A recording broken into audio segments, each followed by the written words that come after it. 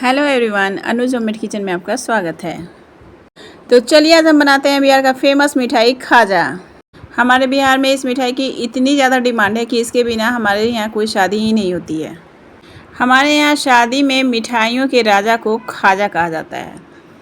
तो चलिए आज हम इस मिठाई को बनाते हैं, जो कि खाने में बहुत ही लाजवाब होता है और बनाना भी इसे बहुत आसान होता है।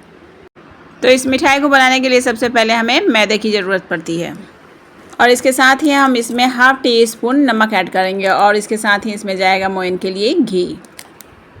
आप चाहें तो यहाँ पर रिफाइंड ऑयल का भी इस्तेमाल कर सकते हैं, लेकिन घी से इसका टेस्ट काफ़ी बढ़िया आएगा। हलवाई लोग भी यहाँ पर घी या फिर डालडा का यूज़ करते हैं। तो घी को अच्छे से मसलने के बाद अब हम इसमें थोड़ा थोड़ा पानी डालकर इसका एक अच्छा सा डो तैयार करेंगे। तो यहाँ पर आटा हमें बहुत ज़्यादा ना हार्ड बनाना है, ना ही बहुत ज़्यादा सॉफ्ट गूँथना है।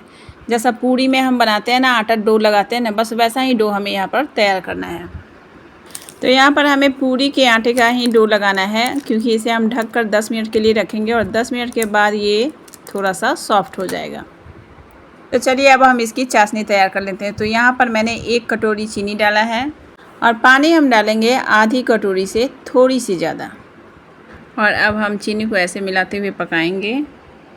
और इसके साथ ही मैंने यहाँ पर फ्लेवर के लिए 2 हरी इलायची डाला है कूटकर।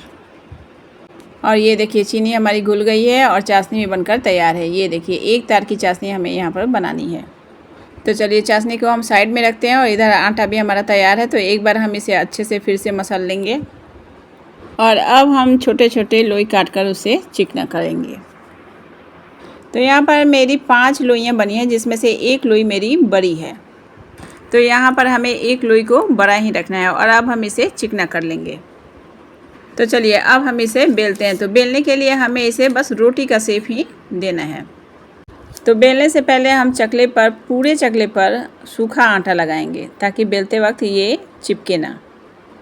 और इस लोई में भी हम बेलते समय सूखा आटा ही लगाएंगे, ताकि बेलने में हमें कोई परेशानी ना होगी। इस तरीके से ये देखिए दोनों तरफ से थोड़ा थोड़ा आटा लगा कर तब हम इसे बेलेंगे। और जिस प्लेट में हम इसे रखेंगे उस प्लेट में भी हम थोड़ा सा आटा लगाएंगे, ताकि ये प्लेट में भी ना चिपके। तो चलिए अब मैंने दूसरी लोई को लिया है और उसमें भी अच्छे से आटा लगाया है और आटा लगाते हुए हम इसे रोटी का शेप देंगे। तो इसी तरीके से हमें सारी लोइयों को रोटी का शेप देकर बेल लेना है। तो चलिए सारी लोइयों को हमने रोटी का शेप दे दिया है और अब हम सबसे बड़ी वाली लोई की रोटी को सबसे पहले रखेंगे और उस पर अच्छे से चारों तरफ से घी लगा देंगे। तो यहाँ पर मैंने पहले घी लगाया है और उसके बाद आटे को चारों तरफ से स्प्रेड कर दिया है। तो आप अगर चाहें तो यहाँ पर साटा भी लगा सकते हैं। साटा 4 चम्मच घी और 2 चम्मच आटे का घोल बनकर तैयार होता है। जो काम यहाँ पर सूखा आटा और घी कर रहा है, वही काम आपका साटा भी करेगा। तो चलिए सबसे बड़ी रोटी के बाद हम फिर से एक रोटी रखेंगे और फिर से हम वही प्रोसेस दोहराएंगे। पहले रोटी पर घी डालकर चारों तरफ से अच्छे से मिला देंगे और उसके बाद फिर से हम उस पर सूखा आटा डालेंगे। ये काम हमें 4 से 5 बार करना है। रोटी डालेंगे, सूखा आटा घी डालेंगे, रोटी डालेंगे, सूखा आटा घी डालेंगे। यानी कि जितनी रोटियां हम डालेंगे उतनी ज़्यादा हमारे खाजा की लेयर बनकर तैयार होगी। तो चलिए 5 रोटियों को मैंने अच्छे से चिपका दिया है और अब हम इसे टाइटली ऐसे रोल करते हुए इसे बंद करेंगे इस तरीके से। और लास्ट में हम क्या करेंगे कि जो बड़ी वाली रोटी है उसके किनारे पर हम थोड़ा सा पानी लगाएंगे। पानी लगाने से क्या होगा कि ये अच्छे से चिपक जाएगा और तलते वक्त खुलेगा नहीं। ये देखिए मैंने इसके किनारियों पर पानी लगा दिया है और लगाकर हम इसे टाइटली रोल कर लेंगे इस तरीके से। ये देखिए थोड़ा सा हम इसे प्रेस करके अच्छे से रोल कर लेंगे और अब हम इसे चकले पर ही थोड़ा सा घुमा घुमा कर अच्छे से चिकना कर लेंगे।